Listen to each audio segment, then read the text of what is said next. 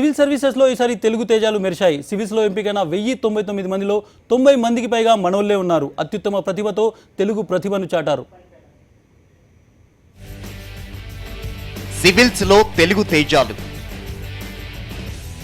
ఎంపికైన 1099 మందిలో 90 మందికి పైగా మనవాళ్లే.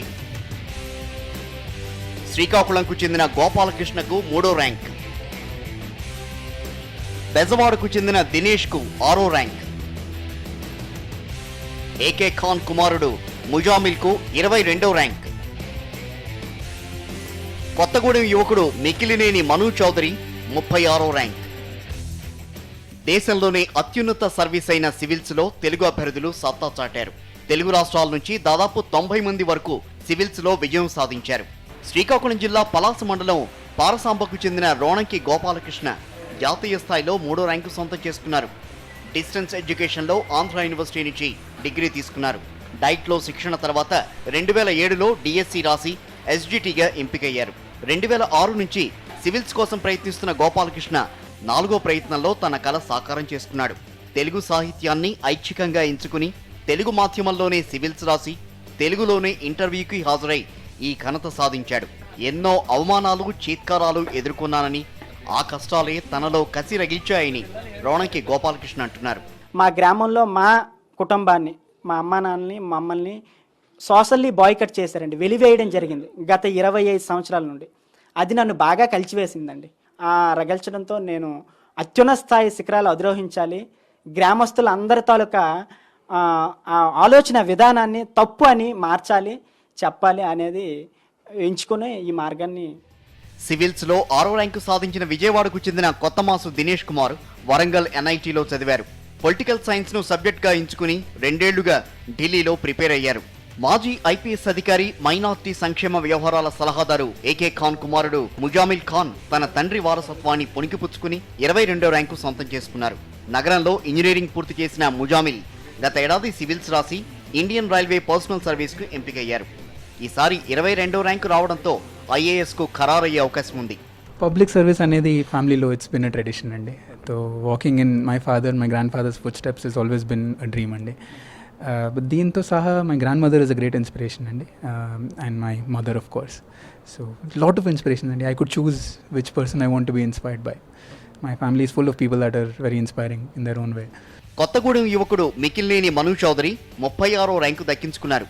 పశ్చిమ గోదావరి జిల్లా పాలకొలుకు చెందిన మాధవి 2వ ప్రయత్నంలోని సివిల్స్లో 104వ ర్యాంకు సాధించారు. ఇంటెలిజెన్స్ కన్నా హార్డ్ వర్కే సివిల్స్కు ముఖ్యమని మాధవి చెబుతున్నారు. ప్రజాసేవ చేయాలన్న ఉద్దేశంతోనే సివిల్స్ రాశానన్నారు మాధవి. ఆప్టిమిజం చాలా ఇంపార్టెంట్ దీనిలో. ఒకసారి రాకపోయినా కానీ తట్టుకొని మళ్ళీ నిలబడగలగాలి. అలా ఉన్న వాళ్ళకి ఖచ్చితంగా వస్తుంది ఎప్పటికన్నా. ఇది ఇంటెలిజెన్స్ తోటి తక్కువ, హార్డ్ వర్క్ ఎక్కువ ఉన్న టెస్ట్ ఇది. సో పేషెన్స్ ఎవరికైతే ఉందో వాళ్ళకి ఖచ్చితంగా వస్తుంది. ఇక దివ్యాంగురాలైన మల్లవరపు బాలలత 167వ ర్యాంకు సాధించారు. 2004లో బాలలతకు 399వ ర్యాంకు వచ్చింది. ప్రస్తుతం ఇండియన్ డిఫెన్స్లో పనిచేస్తున్నారు. అయితే తాను డిపార్ట్మెంట్లో చేరబోనని, తనలాంటి వారికి స్ఫూర్తి నింపడమే చేయమని చెబుతోంది. జీవితంలో అంగవైకల్యాన్ని ఎదురించి చదువుకు కాదేది అనర్హమని చాటి చెప్పింది బాలలత.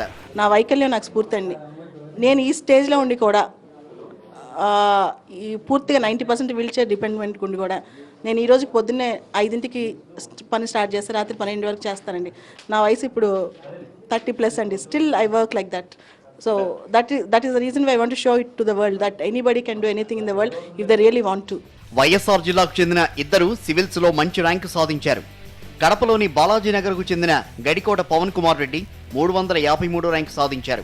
గతంలో ఐఎఫ్ఎస్లో 26వ ర్యాంకు సాధించిన పవన్ కుమార్ రెడ్డి ప్రస్తుతం అరుణాచల్ ప్రదేశ్లో అటవీ శాఖలో డిఎఫ్ఓగా పనిచేస్తున్నారు. కడపలోని అక్కాయిపల్లెకు చెందిన మేరువ సునీల్ కుమార్ రెడ్డి 354వ ర్యాంకు సాధించి ఐఎఫ్ఎస్కు ఎంపికయ్యారు. పశ్చిమ బెంగాల్లోని దుర్గాపూర్ నీట్లో బీటెక్ చదివారు. తెలుగు రాష్ట్రాల నుంచి ఎంపికైన వారిలో ఎక్కువ మంది ఆంథ్రోపాలజీని ఆప్షనల్గా ఎంచుకున్నారు. దేశవ్యాప్తంగా 100 మంది సివిల్స్కు ఎంపిక కావడం వెనుక రాచకొండ పోలీస్ కమిషనర్ మహేష్ భగత్ పాత్ర ఉంది. సివిల్స్ ఇంటర్వ్యూలకు సంబంధించి ఈ ఏడాది దాదాపు 300 మందికి తర్ఫీదిచ్చారు. 300 మందిలో దాదాపు 100 మంది వివిధ ర్యాంకులు సాధించారు.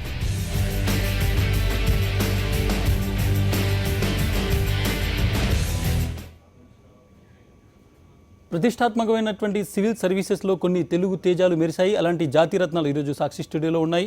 నేను ఒకసారి వాళ్ళని ఇంట్రడ్యూస్ చేసేటువంటి ప్రయత్నం చేస్తాను. బాలలత గారు, అదేవిధంగా థర్డ్ ర్యాంక్ సాధించినటువంటి గోపాలకృష్ణ గారు, మాధవి గారు, ముగ్గురికి కంగ్రాచులేషన్ అండి. ఫస్ట్ గోపాలకృష్ణ గారు మీ నుంచి స్టార్ట్ చేస్తాను. ఈరోజు మీరు అనుకున్నటువంటి లక్ష్యం చేరారు. ఈ లక్ష్యం చేరడానికి తొలి అడుగు ఎక్కడ పడిందండి? సివిల్ సర్వీసెస్ రాయాలి అనేటువంటి మొదటి ఆలోచన కావచ్చు, ఇన్స్పిరేషన్ ఎక్కడి నుంచి స్టార్ట్ అయింది మీకు? తొలి అడుగంటే మా పేరెంట్స్ తాలూకా కష్టబాధలేనండి. వాళ్ళ పడిన వేదన దాని నుంచే మొదలైందండి. నేను ఇలాంటి అంటే నాలాంటి ప్రజలకు సేవ చేయాలనే ఆలోచన, దృఢ సంకల్పం వచ్చింది. ఒక టీచర్గా చేస్తున్నాను. టీచర్గా ఓన్లీ ఆ స్కూల్కే పరిమితం అవుతుంది నా స్కోప్ అనేది. అదే ఒక ఐఏఎస్, ఒక గ్రూప్ 1 ఆఫీసర్ లేదా ఐఏఎస్ అయితే ఇంకా నా స్కోప్ పెరుగుతుంది. ఆలోచన అనేది అక్కడ మొగ్గతొడిగింది. 2006 నుంచి స్టార్ట్ చేశాను. ఈరోజు 11 ఏళ్ల నిరంతర శ్రమతో ఈరోజు ఈ విజయాన్ని అందుకున్నానండి. సివిల్ సర్వీసెస్ చాలా టఫ్ కాంపిటీషన్ ఉంటుంది. క్రాక్ చేసే వాళ్ళ పర్సంటేజ్ చాలా తక్కువ ఉంటుంది. హైదరాబాద్ వరకు చూసుకుంటే అశోక్ నగర్ క్రాస్ రోడ్లో చాలామంది వస్తుంటారు. తమ జీవితంలో ఉన్నది ప్రతిదీ పనంగా పెట్టి ఈ ఎగ్జామ్స్ ప్రిపేర్ అవుతుంటారు. కానీ చాలామంది నైరాశ్యంతోనే ముందు మధ్యలోనే వదిలి వెళ్ళిపోతుంటారు. మీకు ఎక్కడన్నా డిసప్పాయింట్మెంట్ జరిగిందా? ఫస్ట్ అశోక్ నగర్ వచ్చిన తర్వాత మీరు కూడా అశోక్ నగర్లోనే చాలా కాలం ఉన్నారు. అక్కడికి వచ్చిన తర్వాత మీ ఫస్ట్ ఎక్స్పీరియన్స్ ఏంది? ఇక్కడ ఈ 10 ఏళ్ల జర్నీలో ఎటువంటి ఎక్స్పీరియన్సెస్ ఉన్నాయి? ఫస్ట్ ఆఫ్ నేను మొదటిసారిగా 2010లో నేను వచ్చానండి. సమ్మర్ హాలిడేస్లో ఎవరైనా సివిల్ సర్వెంట్ సెలెక్ట్ అయిన వాళ్ళు ఉంటే వాళ్ళకి కలుద్దామని. బట్ కలిశాను. బట్ కొన్ని కోచింగ్ సెంటర్లు అటెండ్ అవ్వడం జరిగింది. అయితే వాళ్ళందరూ కూడా తెలుగు మీడియంలో రాస్తావా, అండ్ నువ్వు డిస్టెన్స్ ఎడ్యుకేషన్లో బీఎస్సీ చేసావు, నీ వల్ల కాదు అనే ఒక వెనకడుగు కొంచెం వెనకలాడడం జరిగింది. అండ్ మా కొలీగ్స్ అవనివ్వండి, మాకు అక్కడ ప్రాంతంలో ఉండే వాళ్ళు కూడా మా నాన్నగారి దగ్గరికి వచ్చి మీ బాబుకి ఎందుకు అలాంటి సలహా ఇచ్చారు, ఎందుకు అక్కడికి పంపించారు, ఈ టీచర్ ఉద్యోగం చాలదా, ఎందుకు అక్కడ అనేసి వెనకలాగడం జరిగింది. బట్ మా నాన్న ఒకే విషయం చెప్పారు, రేపొద్దున మా బాబు సాధించకపోవచ్చు, ఫెయిల్యూర్ అవ్వచ్చు, కానీ జ్ఞానాన్ని సాధిస్తాడు. ఆ జ్ఞానం సాధించి ఎలాగా టీచర్ వృత్తిలో ఉన్నాడు కాబట్టి దాన్ని మరింత ఎక్కువ మందికి పంచుతాడు అనే దృక్పథంతో మా నాన్న సమాధానం చెప్పి వాళ్ళందరి నోళ్ళు మూయించారు. నేను కూడా అదే మా నాన్న తాలూకా ఆ పట్టుదల, ఆ కృషితో నేను కూడా అదే విధంగా ముందుకు వెళ్ళానండి. బట్ చాలా టఫెస్ట్ జర్నీ అండి ఇది, చాలా సుదీర్ఘమైన ప్రయాణం ఇది.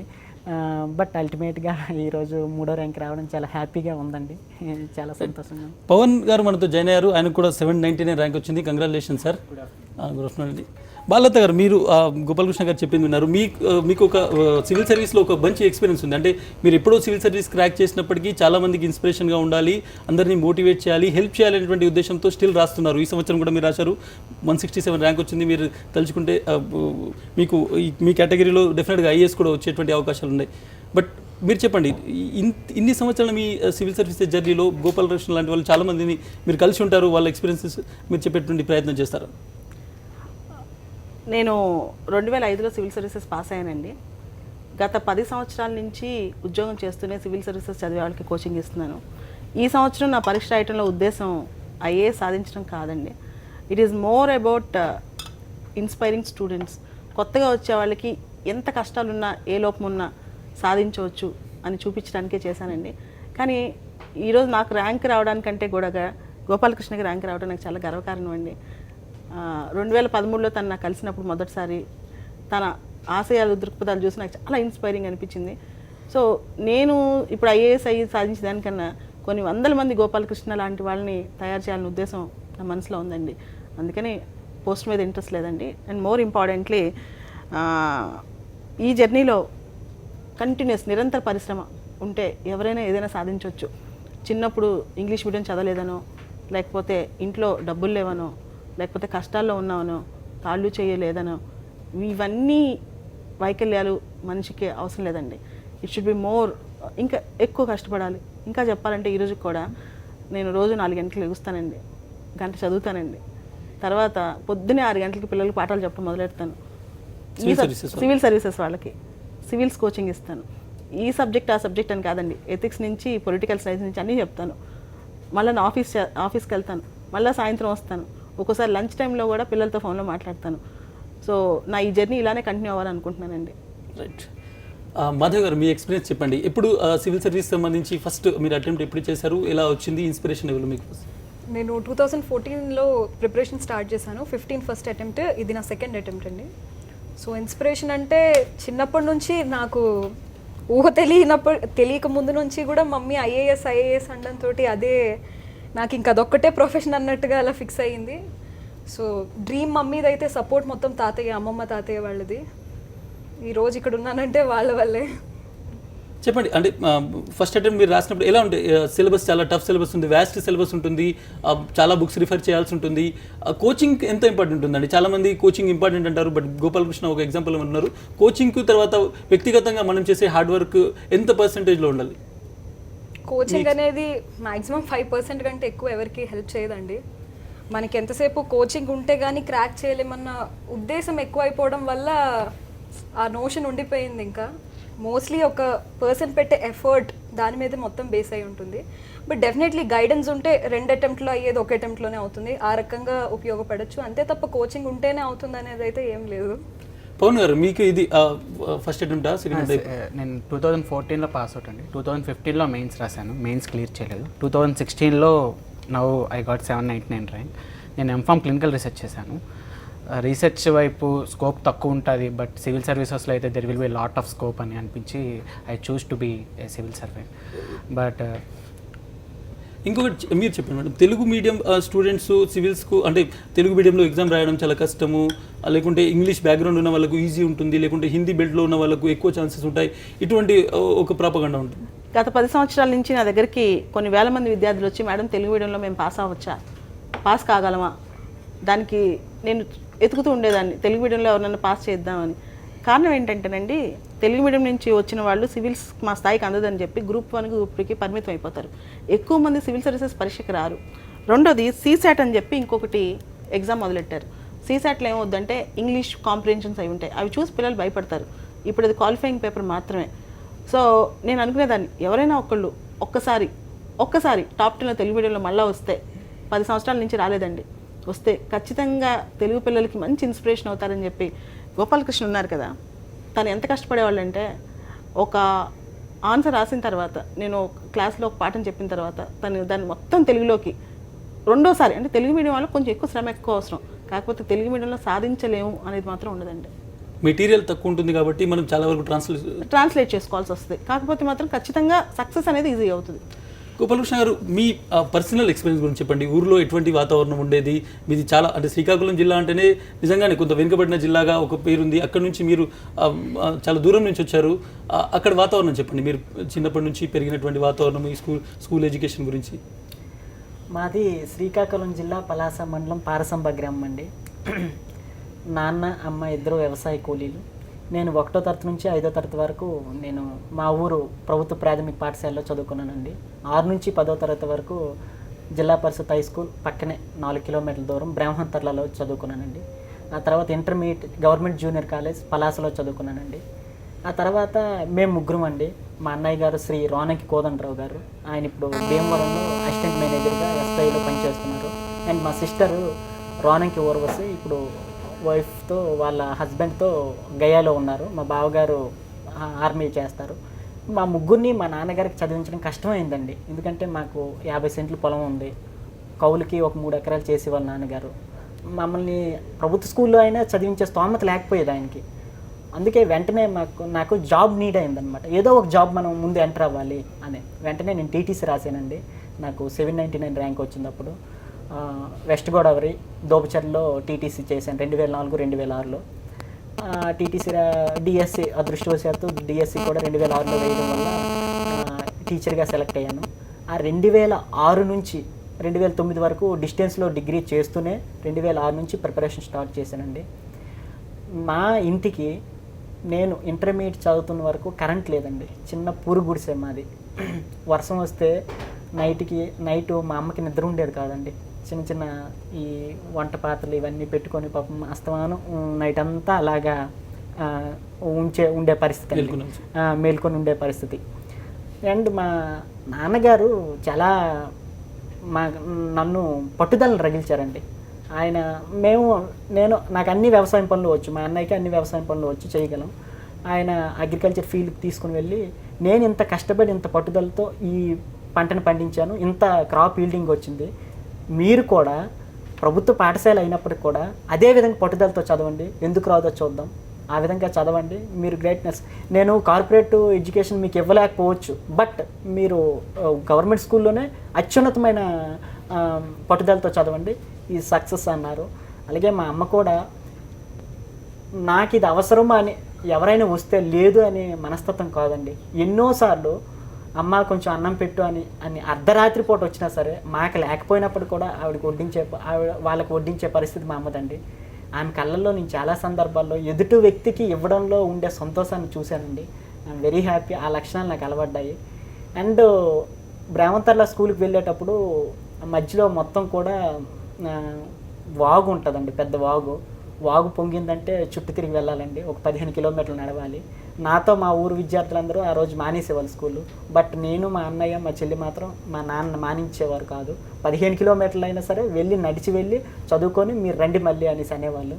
ఆ విధంగా చేశాను. మధ్యలో ఎన్నిసార్లు పడిపోయానో, ఎన్నిసార్లు పుస్తకాలు తడిసిపోయానో నాకే తెలియదండి. అండ్ పలాసకు కూడా వెళ్ళేటప్పుడు కూడా కొన్నిసార్లు నడుచుకునే వెళ్ళేవాడినండి. ఇదంతా ఈ వాతావరణంలో పుట్టి పెరిగానండి నేను. ఏదో సాధించాలి. మా నాన్న ఎప్పుడూ ఒకటి చెప్తుండేవాళ్ళు, నువ్వు మీ ఇద్దరిని కూడా నేను గ్రీనింగ్ పని, ఆయన తెలియదు సివిల్ సర్వీస్ ఇది తెలియదు, మా అమ్మకంటే ఇప్పటికి కూడా తెలియదు. రాత్రి నేను ఫోన్ చేసి అమ్మ నీ కొడుకు ఐఏఎస్తో నువ్వు మాట్లాడుతున్నావు అంటే ఆమె నా కొడుకు కలెక్టర్ అనేసి ఒకసారి ఎగ్జైట్మెంట్ అయ్యారు. ఇప్పటికీ తెలియదు ఆమెకి నిజంగా. అయితే వెంటనే అవునమ్మా నీ కొడుకు కలెక్టర్ అయ్యాడంటే అప్పుడు ఆవిడకి అర్థమైంది. నేను ఇన్నేళ్ళు ఏం చదువుతున్నాను ఆవిడకి తెలియదు. ఇంకా మాస్టర్ జాబ్ వస్తుంది కదరా, ఇంకెందుకురా, ఇంకా ఇది పెళ్లి చేసుకో, అది చేసుకో, ఇది చేసుకో అని అంటుండేది అనమాట. మా నాన్నగారు ఒకటే చెప్తుండేవాళ్ళండి, గ్రీనింగ్ పెన్తో మీ ఇద్దరిని చూడాలి, ఒక గెజిటెడ్ ఆఫీసర్గా చూడాలి అని అనేవాళ్ళు.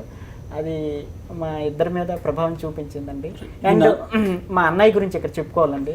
ఒక రకంగా ఇందులో 90% క్రెడిట్ అంతా మా అన్నయ్యదేనండి. ఆయన ఇంతకుముందు డిఫెన్స్లో పనిచేసేవాళ్ళు, ఇండియన్ ఎయిర్ ఫోర్స్లో. డిఫెన్స్లో పనిచేస్తున్నప్పటికీ కూడా ఆయన 14 గ్రూప్ ఏ పోస్టులు కొట్టడం జరిగిందండి.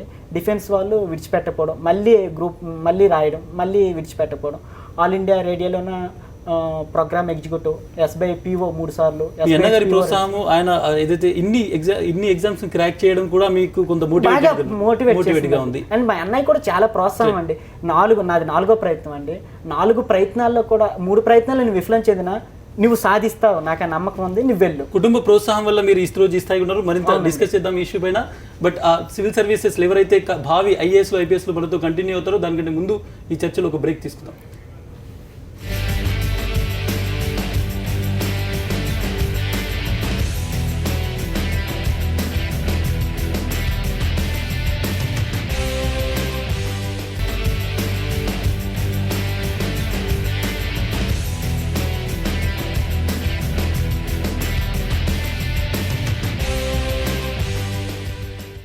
ప్రభుత్వాలు తీసుకునేటువంటి నిర్ణయాలను క్షేత్రస్థాయిలో ఇంప్లిమెంట్ చేసేటువంటి కీలకమైన ఐఏఎస్, ఐపీఎస్ అలాంటి సివిల్ సర్వీసెస్తో క్రాక్ చేసినటువంటి వాళ్ళు ఉన్నారు మనతోని.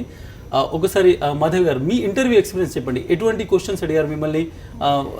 ఇంటర్వ్యూలో మీరు ఎటువంటి క్వశ్చన్స్ ఫేస్ చేశారు? ఇంటర్వ్యూ నాకు వినర్ మిట్టల్ బోర్డ్ వచ్చింది సార్.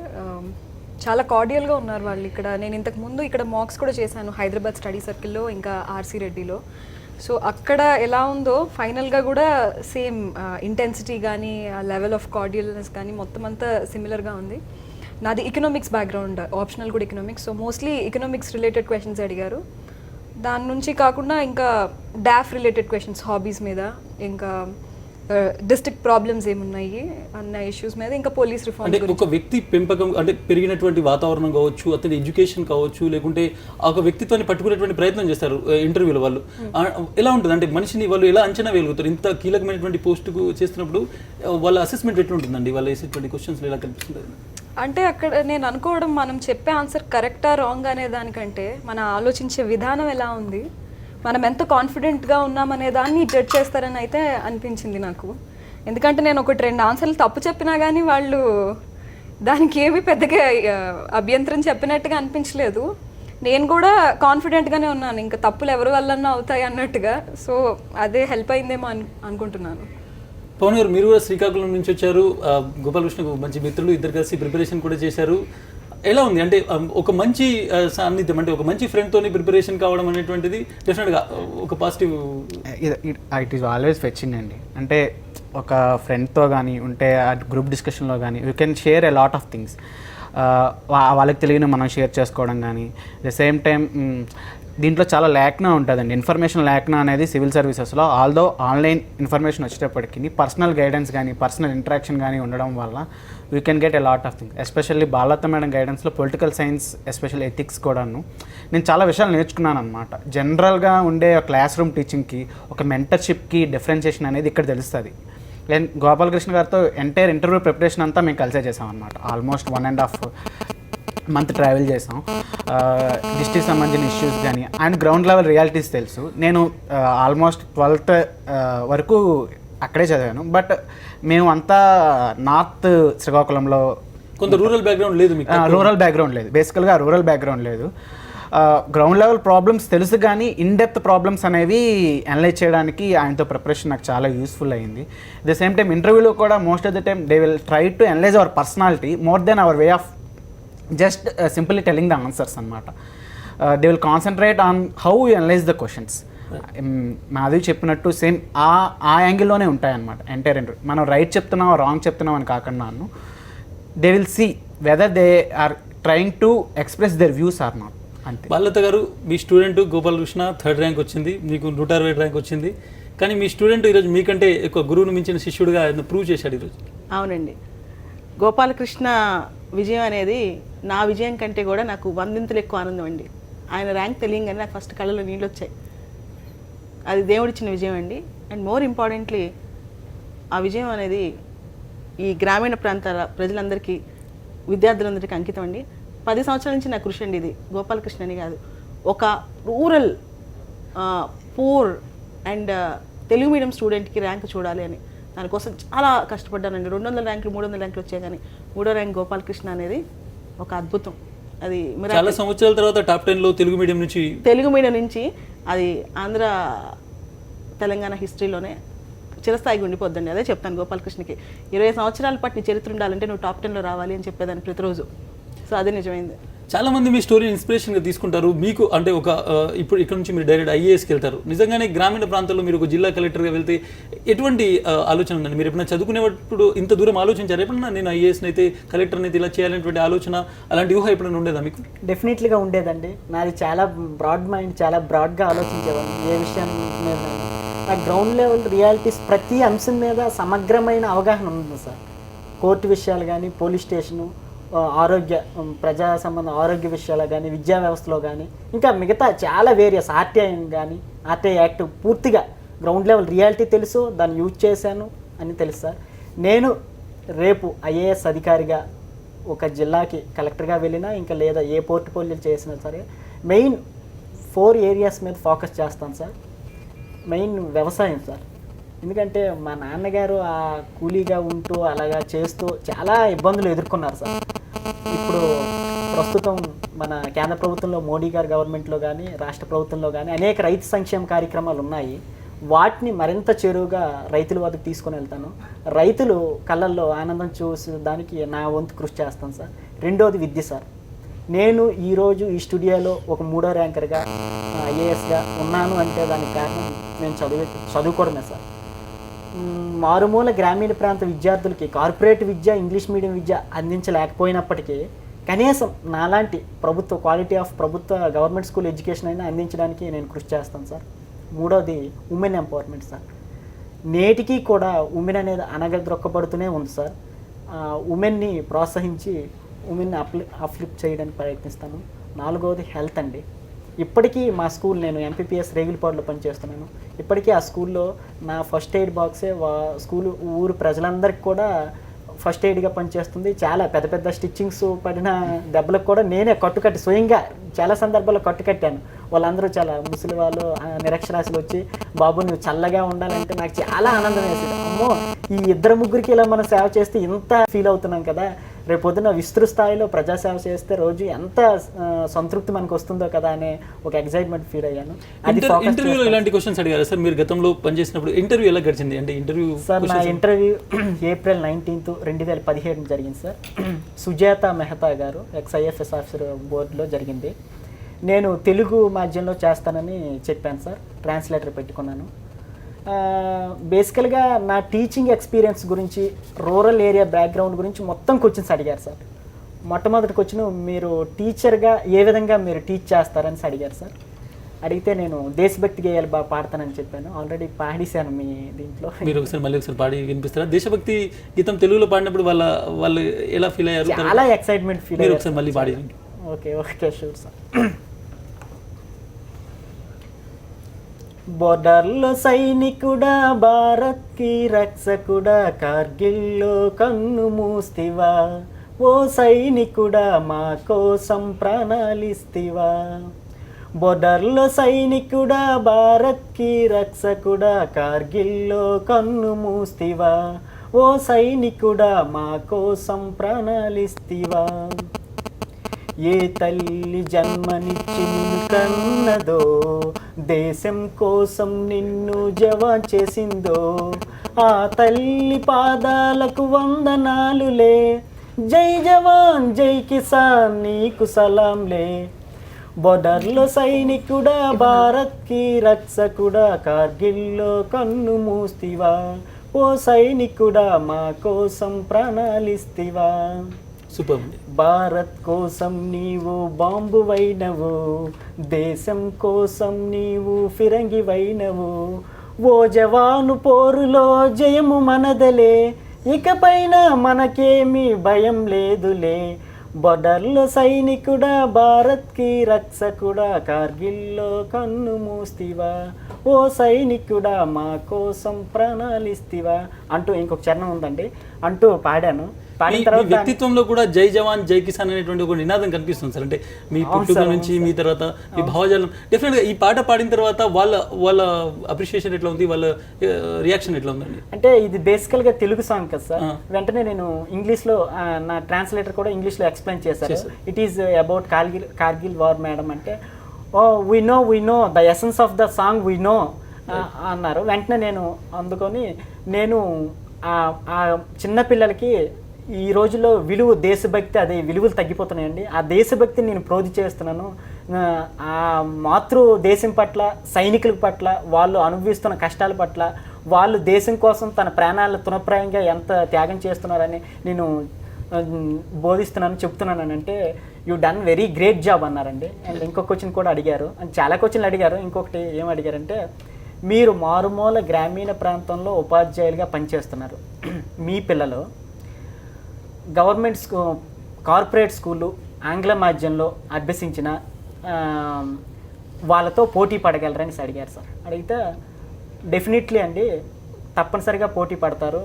ప్రాపర్ గైడెన్స్, ప్రాపర్ శిక్షణ ఇస్తే తప్పనిసరిగా పోటీ పడతారు. దానికి సరైన ఉదాహరణ నేనేనండి, మీరే సరైన ఉదాహరణ అనేసి నేను చెప్పాను సార్. దానికి చాలా హ్యాపీ ఫీల్ అయ్యారు సార్. మాధవి గారు, మీ బ్యాక్గ్రౌండ్ అంటే ఎడ్యుకేషన్ బ్యాక్గ్రౌండ్ మొత్తం ఇంగ్లీష్ మీడియంలో ఉంది. బట్ తర్వాత మీరు అంటే మీ ఫ్రెండ్స్ వాళ్ళు చాలామంది ప్రిపేర్ అవుతుంటారు కదా, ఇంగ్లీష్ అనేది ఎంతవరకు ఎడ్జ్ ఇస్తుందండి? అంటే ఈ సివిల్ సర్వీసెస్ కాంపిటీషన్లో ఆ లాంగ్వేజ్ ఎడ్జ్ ఉంటుందా ప్రిపేర్ అయ్యే వాళ్ళు? ఎడ్జ్ అంటే ఎస్పెషలీ మెటీరియల్ సోర్స్ దగ్గర ఉంటుందండి. ఇప్పుడు సార్ చెప్పినట్టు ఏ మెటీరియల్ ఇప్పుడు ఆయన తెలుగులో రాయాలంటే ఇంగ్లీష్లో చదివి దాన్ని ట్రాన్స్లేట్ చేసుకోవాలి. సో మాకు అలా కాదు కదా, ఇంగ్లీష్ మీడియంలో రాసే వాళ్ళకి చాలా సోర్స్ ఉంది. అది ఆన్లైన్ అవ్వచ్చు, న్యూస్ పేపర్స్ అవ్వచ్చు. సో డెఫినెట్గా ఎడ్జ్ ఉంది. కాకపోతే అది బ్యారియర్ కాదు, అది కూడా దాటొచ్చని ఈయన ప్రూవ్ చేశారు ఇప్పుడు చాలా మందికి ఇన్స్పిరేషన్గా. మీరు ఆ సర్వీస్ తీసుకుంటారండి? ఈ సంవత్సరం మళ్ళీ ప్రిపేర్ అవుతున్నారు కూడా కదా? మళ్ళీ ప్రిపేర్ అవుతున్నాను సార్. సర్వీస్ జాయిన్ కంటిన్యూ చేస్తారా ప్రిపరేషన్? అవును సార్. చెప్పండి, అంటే మీరు ఇన్స్పిరేషన్ ఎవరండి? ఇంట్లో చిన్నప్పటి నుంచి ప్రోత్సహించారని కూడా చెప్పారు కదా, ఎవరైనా ఆఫీసర్స్ మీకున్నారా? ఎవరైనా లేడీ ఆఫీసర్ స్పెసిఫిక్గా? లేడీ ఆఫీసర్ అంటే నేను చిన్నప్పుడు స్కూల్లో ఉన్నప్పుడు పూనం మాలకొండయ్య గారు మా డిస్ట్రిక్ట్ కలెక్టర్గా చేసేవాళ్ళు. సో ఆవిడ డెఫినెట్గా ఇన్స్పిరేషన్ అంటే ఆవిడని చెప్పాలి, ఒక ఆఫీసర్ని చూసి. అప్పట్లో ఏం తెలియదు, అంటే సర్వీసెస్ అంటే ఏంటి, వాళ్ళు ఏ వర్క్ చేస్తారు అన్నట్టు ఏం తెలియదు, కానీ ఆవిడ ఒక ఐడల్ లాగా ఉన్నారు.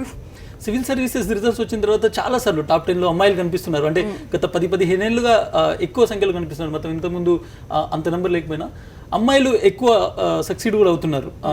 ఎలా ఉంటుందండి అమ్మాయిల ఫ్యామిలీస్ అప్రోచ్, మీ ఫ్యామిలీ అప్రోచ్ కావచ్చు, లేకుంటే అమ్మాయిలు మంచి ర్యాంకులు సాధిస్తున్నారు కదా, దీన్ని ఒక మహిళగా ఎలా చూస్తున్నారు? అంటే మంచి ర్యాంక్ సాధిస్తున్నారు, కాకపోతే ఇప్పటికీ కూడా మొత్తం ర్యాంక్స్లో చూస్తే విమెన్ షేర్ తక్కువగానే ఉంది. సో అది బ్రిడ్జ్ ఇంకా పెరగాలి, అది ఎక్కువ మంది రావాలి సర్వీసెస్లోకి అనుకుంటున్నాను. ఇంకా మా ఇంటి విషయం వస్తే ఎప్పుడు ఆ డిఫరెన్స్ ఎప్పుడు లేదు. అమ్మాయిలు అయితే ఇంతే చదవాలి, అబ్బాయిలు అయితే ఇంకా ఎంకరేజ్ చేయాలి అన్నట్టు అటువంటి ఎన్వైరన్మెంట్ అయితే నాకు ఎప్పుడు లేదు. చుట్టూ ఎప్పుడు పాజిటివ్ ఎన్వైరన్మెంటే ఉంది. సో చాలా క్రెడిట్ వాళ్ళకే వెళ్ళాలి. పవన్ గారు, మీ ప్రిపరేషన్ గురించి చెప్పండి. నిజంగానే సివిల్ సర్వీస్ అంటే 2-3 years కూర్చోవాలి, మినిమం 2-3 years కూర్చోవాలి, 5-10 ఏళ్ల వరకు పేషెన్స్గా ఉండాలి అనేటువంటిది సాధారణంగా ఒక అబ్జర్వేషన్ ఉంటుంది. మీ ప్రిపరేషన్కి సంబంధించి కొందరు ఫస్ట్ అటెంప్ట్లోనే వస్తుంది, కొందరికి 3-4 attempts వరకు వెయిట్ చేయాల్సి ఉంటుంది. మీ ఎక్స్పీరియన్స్? కానీ మినిమం 2 years అయితే డెడికేటెడ్ ప్రిపరేషన్ పెట్టాలండి. అంటే జనరల్గా చాలామంది ఒక రాంగ్ మిత్ ఇప్పుడు nowadays days to tell that మేము 6 monthsలో క్లియర్ చేసాం అనేది. నా వరకు అయితే మాత్రం అది చాలా ఇంపాసిబుల్ అండి. డెడికేటెడ్గా ఎగ్జామినేషన్ ప్రొసీజరే 1 year రన్ అవుతుంది. ఒకసారి at the end first prelim start అయిందంటే నెక్స్ట్ రిజల్ట్ వచ్చే టైంకి 1 year మొత్తం కంటిన్యూస్ ప్రిపరేషన్. అది కాకుండా దాని ముందు బేస్ ఇంకో 1 year ఉండాలండి. మినిమం 2 years అయితే ఖచ్చితంగా పెట్టాలి. ఇంకా దాన్ని బట్టి లక్ ఫ్యాక్టర్ ఉంటుంది అట్ ద సేమ్ టైం. అంటే కొన్నిసార్లు ఈవెన్ 1 markలో పోయిన వాళ్ళు కూడా చాలామంది ఉంటారు. 1 markలో పోయినంత మాత్రాన వాళ్ళకి రాదు, మిగతా వాళ్ళు టాప్ అని కాదు. ఆ 1 mark అనేది మ్యాటర్. బట్ ప్రిపరేషన్కి సిస్టమేటిక్గా ఒక 2 years పెట్టాలి. ఇంకో మిత్ ఏముంటుందంటే డైలీ 16 hours చదివాము, 17 hours చదివాము. అది చాలా రాంగ్ మిత్ అండి. ఎగ్జామ్స్ టైంలో చదువుతారు. ఎగ్జామ్ టైం ఉందంటే ఎగ్జామ్ ముందు 2 months 3 months వరకు 14 hours 15 hours 16 hours వరకు పెట్టగలరు. కానీ నేను 2 years 3 years కంటిన్యూస్గా నేను 20 hours చదివాను, 17 hours చదివాను అనేది చాలా రాంగ్ మిత్ అనమాట. అదొకటి. ఓకే, సివిల్ సర్వీసెస్లో ఎటువంటి ఆప్షన్స్ తీసుకోవాలి, ఆప్షన్స్ తీసుకునేటప్పుడు చూస్ చేసుకునేటప్పుడు గైడెన్స్ ఎంత అవసరము, తర్వాత ఇంటర్వ్యూకు ప్రిపేర్ అయ్యేటప్పుడు ఎలాంటి మెలకువలు ఉండాలి అనేటువంటి అన్ని అంశాల మీద నెక్స్ట్ బాలలతతో మాట్లాడదాము, బాలలత గారితో మాట్లాడదాం. అంతకంటే ముందు ఒక బ్రేక్ తీసుకుందాం. సివిల్ సర్వీసెస్లో ఆప్షన్ చూస్ చేసుకోవడం అనేది చాలా ఇంపార్టెంట్ క్రైటీరియా. గోపాలకృష్ణ ఈరోజు మనతో ఉన్నారు. ఆయన ఈ సివిల్ సర్వీసెస్లో తెలుగు లిటరేచర్ మీరు ఆప్షన్గా తీసుకున్నారు కదండి. తెలుగు లిటరేచర్ తీసుకోవాలనేటువంటి ఆలోచన ఎలా వచ్చింది? నిజంగానే తెలుగు లిటరేచర్ అనేది సివిల్స్ అంటే సివిల్స్లో ఇంగ్లీష్ మీడియంలో ఎక్కువ ఉంటుంది కాబట్టి తెలుగు సర్వీసెస్ అనేటువంటి ఫస్ట్ ఐడియా ఎక్కడికి వచ్చింది? వాస్తవానికి నాకు చిన్నప్పటి నుంచే తెలుగు సాహిత్యం అంటే చాలా ఇష్టం అండి.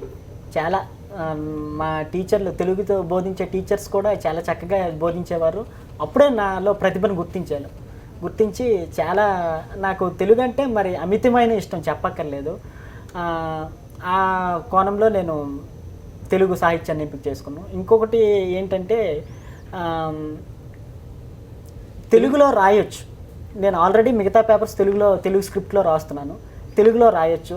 దీన్ని మళ్ళీ ఎక్కడో తర్జుమా చేసుకొని అనే ఇది లేకుండా తెలుగులో రాయొచ్చు, మెటీరియల్ లభ్యత తెలుగులో ఉంటుందని అదొకటి. తెలుగు సాహిత్యంలో కవిత్వం వరకు చూసుకుంటే మీకు నచ్చిన కవి గురించి ఏమైనా చెప్తే వెళ్తారా? మీరు ఇంత చదివారు కదా, ఎవరైనా మీకు నచ్చిన కవి గురించి, ఆయన ఏదైనా పద్యం గురించి? నాకు నచ్చిన కవి అంటే గుర్రం జాస్వన్ అండి. ఆయన నిమ్న కులాల్లో పుట్టి అనేక కష్టాలు అనుభవించి తన కవిత దీన్ని ప్రజలకి వెలుగిచ్చారు. ఆయన చాలా పద్యాలు రాశారండి. అందులో ఒకటి, నా కవిత ఉదూటి వదనం ఎగాదిగా చూసి రూపురేఖ కమనీయ వాంచులు గాంచి బలి బలి అన్నవారే మీదే కులమని ప్రశ్న వెలయించి చీ అని తుప్పమని లేచిపోయి అనేసి ఒక పద్యం రాస్తారండి. రియల్లీ అది చాలా గ్రేట్ అండి. నాకు జాషువా గారు అంటే చాలా ఇష్టం. అండ్ నేను తెలుగు సాహిత్యానికి సంబంధించి ఎక్కడ కోచింగ్ తీసుకోలేదండి. కానీ జిఎస్ పేపర్లకు సంబంధించి మేడం గారు పక్కనే ఉన్నారు, మా గురువు గారు. మేడం గారు మొత్తం గైడెన్స్ అంతా నా జిఎస్ పేపర్కి సిఎస్బి అకాడమీలోనే ఒక 6 మాసాలు నేను వెళ్ళానండి. తర్వాత పర్సనల్గా కూడా అనునిత్యం నాకు అందుబాటులో ఉండేవారు. నేను మేడం గారి గైడెన్స్ తీసుకున్నాను. ఆమె ఇంగ్లీష్లో బోధించేవాళ్ళు, బట్ నేను ప్రతి అంశాన్ని కూడా తెలుగులో, అంటే నాకు ఎక్స్ట్రా వర్క్ అయింది ప్రతిది కూడా. ప్రతిదీ మీరు ట్రాన్స్లేట్ చేసుకొని కొన్నిసార్లు రాయడం కూడా మీకు అది మంచి జరిగింది దానివల్ల. ఎందుకంటే నెక్స్ట్ ఇంకోటి ఏంటంటే నాకు రాయడం అంటే చాలా ఇష్టం అండి. ఉదాహరణకి నేను 3వ తరగతిలో మాకు ఒక మేడం గారు ఉండేవాళ్ళండి. నేను మా బోర్డు స్కూల్లో చదివేటప్పుడు ఆమె పద్మ మేడం గారని, ఆమె మొత్తం రోజు ఒక కథ చెప్పేవాళ్ళు. ఒకరోజు అలీబాబా 40 దొంగలు కథ చెప్పారు. 3వ తరగతి నేను అప్పుడు. రేపు ఈ కథ స్వయంగా రాసుకొని వచ్చిన వాళ్ళకి మంచి గిఫ్ట్ ఇస్తానన్నారు. నేను 3వ తరగతి వయసులోనే పూర్తిగా ఆ కథని నా జ్ఞాపకం ముందంతా ఒక 10 పేజీలు రాసేసానండి. రాసి చూపించాను. అప్పటి నుంచే నాకు రాయడం అంటే చాలా బాగా రాసిస్తాను. రోజంతా రాయమన్నా సో మీ ప్రిపరేషన్ 3వ తరగతి నుంచే ఉంది సివిల్ సర్వీసెస్. మేడం, నిజంగానే ఆప్షన్ అనేది చాలా కీలకం. ఎందుకంటే ఆప్షన్ కొంతమంది తప్పుడు ఆప్షన్ సెలెక్ట్ చేసుకోవడం వల్ల నాకు రాలేదు అనేటువంటి మాట ఉంటుంది. ఎంత ఇంపార్టెంట్ ఉంటుంది మేడం ఎడ్యుకేషన్ బ్యాక్గ్రౌండ్ అనేటువంటిది చూసుకొని ఆప్షన్ చేసుకోవాలా, లేకుంటే ఒక మ్యాథమెటిక్స్ స్టూడెంట్ ఒక తెలుగు లిటరేచరు, లేకుంటే ఒక సైకాలజీ చదివినటువంటి స్టూడెంట్ ఎకనామిక్స్ తీసుకొని ప్రిపేర్ అవ్వచ్చా? ఆప్షన్ ఎంచుకోవడానికి 3 కనీస సూత్రాలు ఉండాలండి. ఒకటి, ఆ సబ్జెక్ట్ మీద మనకి ఇంట్రెస్ట్ ఉండాలి. ఒక ఆప్షన్ ఆల్మోస్ట్ డబుల్ పీజీ చేసినట్టు, సివిల్స్లో ఆప్షన్ పాస్ అవటం అంటే పీజీలో హానర్స్ చేసినట్టు అనమాట. సో దానికోసం మనకు ఒక ఇంట్రెస్ట్ ఉండాలి. రెండోది ఏంటంటే ఆప్షన్ ఎంచుకునేటప్పుడు దాని మీద మనకు సరైన మెటీరియల్ దొరకాలి. మూడోది, ఒక మంచి టీచర్ ఉండాలి. ఆప్షన్ చెప్పేటప్పుడు ఒక టీచర్ ఒక సబ్జెక్ట్ని చాలా అందంగా చెప్పగలరు, పిల్లలకి అర్థం కాకుండా కూడా చెప్పగలరు. కానీ ఒక మంచి టీచర్ ఉండాలి. ఈ 3 ఉన్న ఆప్షన్ ఏదైనా తీసుకోవచ్చు. చాలామంది బీటెక్లు చదవచ్చి public administration, political science, sociology pass అయిన వాళ్ళు ఉన్నారు. ఇప్పుడు ట్రెండ్ పొలిటికల్ సైన్స్ ఎక్కువ మంది అవుతున్నారు. అండ్ కొంతమంది ఉన్నారు అన్కన్వెన్షనల్, మ్యాథ్స్, ఎకనామిక్స్. ఇప్పుడు మాధవి తీసుకుంది ఎకనామిక్స్ ఆప్షన్. టఫ్. నేను కూడా 2004లో రాసినప్పుడు లా అనమాట. లాతో రాశాను. లాతో కోచింగ్ ఎక్కడ లేదు, ఏది ఎక్కడ లేదు, సొంతంగానే రాశాను. సో ఎక్కువ కష్టపడాలి. అన్కన్వెన్షనల్ ఆప్షన్ ఎక్కువ కష్టపడాలి. డిస్కషన్ ముందు ఒక ఐకేఖాన్ గారు మాట్లాడారు. ప్రతిభ ఉండి ఏకాగ్రత పట్టుదలతో కృషి చేస్తే మంచి ఫలితాలు వస్తాయని మాజీ ఐపీఎస్ అధికారి ఏకేఖాన్ అన్నారు. అందులో సివిల్స్లో ర్యాంక్ సాధించిన తన కుమారుడే నిదర్శనం అన్నారు. చాలా చాలా ఆనందంగా ఉంది. ఎందుకంటే అబ్బాయి చాలా కష్టపడ్డాడు. ప్రతిభకు తోడు ఏకాగ్రత, దాంతోపాటు ఇంకా కష్టపడే తత్వం కూడా కావాలి. ఇవన్నీ కలిపి రావడం వల్ల ఫలితం వచ్చిందని నేను అనుకుంటున్నాను. ఎవరైనా సరే షార్ట్ కట్స్కి వెళ్లకుండా ఏకాగ్రతతో ప్రతిభ కలిగి ఉండి కష్టపడి చేయగలిగితే ఫలితాలు వస్తాయి. ఒక సంవత్సరం అటు ఇటు కావచ్చు, ఫలితాలు వస్తాయి. దానికి ఉదాహరణ మా అబ్బాయి సక్సెస్ కావడమే. మిగతా యువకులు కూడా అదే ప్రేరణతో అటు అలాగే చేస్తే వాళ్ళు కూడా తప్పకుండా ఫలితాలు వస్తాయి. ఫ్యామిలీ సపోర్ట్ కూడా ముఖ్యం. ఫ్యామిలీ మొత్తం ఒక వెన్నంటి ప్రోత్సహిస్తూ నిలబడాలి. ఏదో కొన్ని సార్లు ఫలితాలు రాలేదు కదా అని నిరుత్సాహపరచడం అలా కాకుండా సపోర్ట్ చేయగలిగితే తప్పకుండా ఫలితాలు వస్తాయి. ఫ్యామిలీలో బ్యూరోక్రసీ ట్రెడిషన్ అనేది ఉంది. నాన్నగారు ఐఏఎస్లో ఉండేవారు, నేను ఐపీఎస్లో వచ్చాను. ఇది ఫ్యామిలీ ఇవ్వగలిగింది ప్రోత్సాహం. క్యాండిడేట్లో ప్రతిభ లేకపోతే ఏ తల్లిదండ్రి కానీ బలవంతంగా చేయలేరు. ఒక క్యాండిడేట్ను సెలెక్ట్ అయ్యేటట్లు చేయడం కూడా చాలా కష్టం. క్యాండిడేట్లో ప్రతిభ ఉండాలి స్వతహాగా. వాళ్ళు ఇంట్రెస్ట్ తీసుకొని వాళ్ళు చదవాలి, అప్పుడు ఫలితాలు వస్తాయి. క్యాండిడేట్ కష్టపడాలి, తల్లిదండ్రుల నుంచి ప్రోత్సాహం ఉండాలని ఏకేఖాన్ అంటున్నారు. మీ ఫ్యామిలీ గురించి చెప్పండి పవన్ గారు. ఎంత బ్యాకప్ ఇచ్చారు, ఎంత పుష్ చేశారు? చాలా సపోర్ట్ ఇచ్చారండి. కంటిన్యూస్గా కొన్ని సార్లు నేను అసలు అంటే బేసికల్గా రీసెర్చ్ వైపు నుంచి నేను సివిల్ సర్వీసెస్ వైపు వచ్చాను. రీసెర్చ్ అంటే ఇంట్రెస్ట్ ఉండేది, బట్ కానీ రీసెర్చ్లో ఉండే స్కోప్ చాలా తక్కువ ఉండేది. సివిల్ సర్వీసెస్లో ఎక్కువ స్కోప్ ఉంటుంది. మా ఫాదరు మదరు, నువ్వు ఒక గోల్ని ఎంచుకున్నప్పుడు దానికోసం ఎంతైనా కష్టపడాలి. First thing, father government hostel warden, mother house wife, sister B Tech complete అయింది, షీఈ్ మ్యారీడ్. కానీ కంటిన్యూస్గా సిస్టర్ కానీ మా ఫాదర్ కానీ మదర్ కానీ కంటిన్యూస్గా ఎప్పుడు సపోర్ట్ చేసేవారు అన్నమాట. నేను కొన్నిసార్లు డాడీ ఇది నా వల్ల అవుతుందా అని అంటే, లేదు చదువు కొంచెం నువ్వు హార్డ్ వర్క్ చేస్తున్నావు, ఇంకా చెయ్యు. నువ్వు ఒక గోల్ ఎంచుకున్నప్పుడు ఖచ్చితంగా అది రీచ్ అవ్వాలంటే చాలా కష్టపడాలి.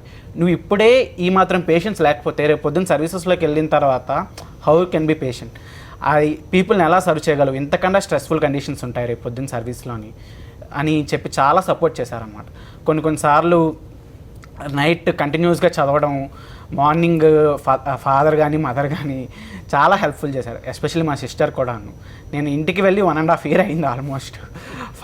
మా సిస్టర్ వాళ్ళు మా ఫాదర్ ఇక్కడికి వచ్చేవారనమాట. బట్ కంటిన్యూస్గా సపోర్ట్ చేశారండి. Without parents support, without family support, మన హార్డ్ వర్క్ ఉండాలి. At the same time family నుంచి, పేరెంట్స్ నుంచి, ఫ్రెండ్స్ నుంచి సపోర్ట్ అయితే కంటిన్యూస్గా ఉండాలి. They have to believe in us. First thing, వాళ్ళు మన మీద నమ్మకం ఉంచాలి. ఎప్పుడైతే మన మీద నమ్మకం ఉంచి మనం వాళ్ళకి ఎంతో కొంత రిటర్న్ చూపించగలుగుతుంటామో, ఎస్ వీ క్యాన్. మాధవి గారు మీరు చెప్పండి, నిజంగానే సివిల్ సర్వీస్ అంటే ఒక త్యాగం నుంచి స్టార్ట్ అవుతుంది. ఎందుకంటే మనం చాలా త్యాగం చేయాల్సి వస్తుంది. సినిమాలు త్యాగం చేయాలంటారు, ఫంక్షన్స్కి వెళ్ళలేము, చుట్టాల ఇంటికి వెళ్ళలేము, 2-3 ఇయర్స్ వరకు కంప్లీట్గా మనం ఒక హాస్టల్లోనో లేకుంటే ఒక రూమ్లో బందీ అయిపోయి చదవాల్సి ఉంటారు. ఇంత సీరియస్గా ఉంటుందా? మీ ఎక్స్పీరియన్స్ ఎలా ఉంది? ఉంటుందా అంటే మనం తీసుకునే దాన్ని బట్టి ఉంటుందండి. కానీ నేను ఎవరికైనా చెప్పేది ఏంటి అంటే మరీ అంత సీరియస్గా తీసుకోవద్దు. దేనికి ఉండాల్సిన టైం దానికి ఉండాలి. ఎందుకంటే మనం వన్స్ ఇన్ని సాక్రిఫైసెస్ చేసి అంత ఫైనల్గా అది అవ్వకపోతే చాలా డిప్రెస్ అవుతాం. సో దేనికి ఉండే టైం, ఇప్పుడు ఎంత చదివినా రోజు మొత్తం చదివితే ఆ ఎఫిషియన్సీ ఉండదు. ఏదో రోజు మొత్తం 15 గంటలు దాని ముందు కూర్చునే కంటే 10 గంటలు చదివి 5 గంటలు ఎంజాయ్ చేయడమే బెటర్. సో ఇంపార్టెంట్, కాన్సన్ట్రేషన్ అనేది ఇంపార్టెంట్. కాకపోతే ఇంకా మిగిలిన అన్నీ వదిలేసి ఒక్కటే చదువు అన్నట్టు అయితే ఉండకూడదని నా అభిప్రాయం. అశోక్ నగర్ చౌరస్తాలో మీరు చాలా కాలంగా ఉన్నారు, ఒక రూమ్లో ఉన్నారు, ఒక లైబ్రరీ మీరు ఓన్గా క్రియేట్ చేసుకున్నారు. ఈ మొత్తం ఈ ఎక్స్పీరియన్స్లో ఈ మొత్తం 3-4 సంవత్సరాల ప్రిపరేషన్లో ఎప్పుడైనా ఏమైనా అనిపించిందండి? ఒకవేళ రాకపోతే ఎలా అనేటువంటి ఒక భయం ఎప్పుడైనా వెంటాడిందా మేము? లేదు సార్, నాకు ఎప్పుడు అలా అనిపించలేదు. ఎందుకంటే నాకు టీచర్ జాబ్ ఉంది కనుక నేను అది బేస్మెంట్ పెట్టుకునే వచ్చాను. కాబట్టి నాకు భగవంతుడి దయ వల్ల అటువంటి ప్రాబ్లం లేదు సార్. బట్ మా పేరెంట్స్ కాదు కానీ మా చెల్లి మా అన్నయ్య అనేవాళ్ళు, ఇన్ని సంవత్సరాల నుంచి కష్టపడి చదువుతున్నావు కదా, సక్సెస్ అయితే బాగుంటుంది, ఇన్ని సాక్రిఫైస్ చేసావు కదా, ఒక పండగ లేదు, ఒక ఏం లేదు. జనరల్గా నేను చదివేనా ఇదండి. సినిమాలు చూస్తారా మీరు? నేను చాలా తక్కువ అండి. నేను సినిమా చూసి దాదాపు 4 ఏళ్ళు అయిపోయిందండి. ఇప్పుడు చాలా తక్కువ నేను సినిమాలు ఏం చూడను. ఏమైనా కొంచెం బోర్ అనిపించదు నాకు. చదువుతుంటే హ్యాపీగా ఉంటుంది. ఇంకేమైనా అదర్ బుక్స్ చదువుతాను, ప్రిపరేషన్ కాకుండా మిగతా బుక్స్ ఏమైనా అలా అనిపిస్తుంటుంది. ఎక్కడైనా ఇంకా బోర్ అనిపిస్తే సాంగ్స్ దేశభక్తి గేయాలు వింటాను సార్. అలా నేను దీన్ని క్రియేట్ చేసుకొని చదివాను.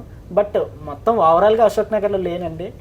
మధ్యలో స్కూల్లో వెళ్ళి జాయిన్ అయ్యాను, స్కూల్లో చేసి మళ్ళీ వచ్చి మెయిన్స్ ముందు కొద్ది రోజులు ఉండి వెళ్ళేవాడిని, అంతేగాని ఓవరాల్గా ఏం లేదు. బాలలత గారు మీరు చెప్పండి, చాలా మంది స్టూడెంట్స్ మీరు చూసి ఉంటారు, నిజంగానే వాళ్ళ బ్యాక్గ్రౌండ్ చిన్నప్పటి నుంచే వాళ్ళలో ఈ సివిల్స్ తీసుకొచ్చేటువంటి సివిల్స్ సాధిస్తామనేటువంటి ఒక ఆకాంక్ష కావచ్చు, ఆ క్వాలిఫికేషన్ చిన్నప్పటి నుంచే ఉంటుందా, లేకుంటే ఒక యావరేజ్ స్టూడెంట్ కూడా డిగ్రీ తర్వాత వచ్చి ప్రిపరేషన్ స్టార్ట్ చేసి 2-3 ఇయర్స్కి క్రాక్ చేసిన సందర్భాలు మీరు చూసారా? మీ ప్రశ్నకి నేను గోపాలకృష్ణ ఉదాహరణ తీసుకొని చెప్తానండి. గోపాలకృష్ణ యావరేజ్ స్టూడెంట్, ఓకే, తన పరిశ్రమ మీరు ఏ మనిషి చేసి ఉండడు. పొద్దున 5 గంటలకి లెగుస్తాడేమో, 4:30కి, రాత్రి 12 వరకు ఒక్కడే కూర్చుంటాడు. ఏం తిన్నాడో, ఏం తాగాడో, ఏం చేశాడో, తను ఆ రోజు ఏం డ్రెస్ వేసుకున్నాడో తనకు తెలియదు. ఒకసారి తనకు గుర్తుందో లేదో పచ్చిమిరపకాయ తినేస్తున్నాడు కూర్చుని. భోజనం పెడితే పచ్చిమిరపకాయ తింటున్నాడు. ఏంటి గోపాలకృష్ణ మిరపకాయ తింటున్నావు అంటే, ఏదో మేడం ఆలోచిస్తున్నాను అంటున్నాడు. సో అంత డీప్గా చదివేవాడు, అంత ధ్యానంలో మునిగేవాడు. మాధవి చెప్పింది కరెక్టే. మాధవి చెప్పినంత వరకు అవన్నీ పెద్ద పెద్ద కాలేజీలు, పెద్ద పెద్ద స్కూల్స్, అప్పుడప్పుడు ఎంటర్టైన్మెంట్, ఎప్పుడు చదువు. కానీ గోపాలకృష్ణకి మాత్రం అది లేదు. సో సక్సెస్ కావాలనుకున్న వాళ్ళు, టాప్లో రావాలనుకున్న వాళ్ళు ఖచ్చితంగా ఒక 2 సంవత్సరాలన్నా గోపాలకృష్ణ పందాన్ని, చెప్పాను కదా, పచ్చిమిరపకాయ కూడా తిన్నాడు.